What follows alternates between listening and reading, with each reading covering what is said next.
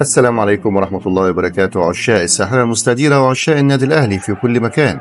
لو أنت أول مرة تشاهدنا ما تنساش تشترك بالقناة وتفعل زر الجرس ليصلك كل جديد.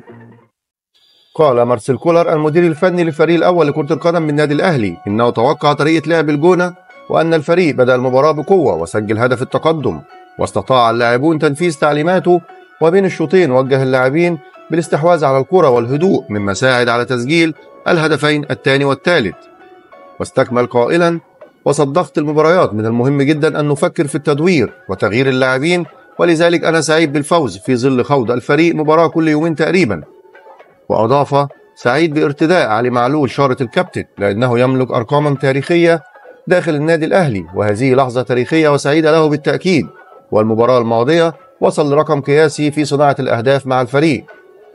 وردا على سؤاله حول استبعاد أفشة من قائمة المباراة، قال كولر: الموضوع بسيط وكل اللاعبين جاهزون دون إصابات باستثناء عبد القادر والشناوي، وأختار قائمة كل مباراة ويتم استبعاد 12 لاعبا تقريبا.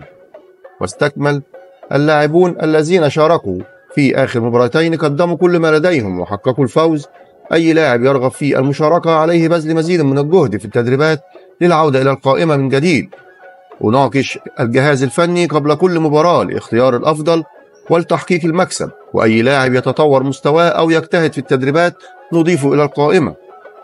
ورفض كولر بالتأكيد على أن علي معلول هو الذي كان مقررا أن يتصدى لركلة الجزاء، قائلا: من قال أن معلول هو رقم 1 في تسجيل ركلات الجزاء؟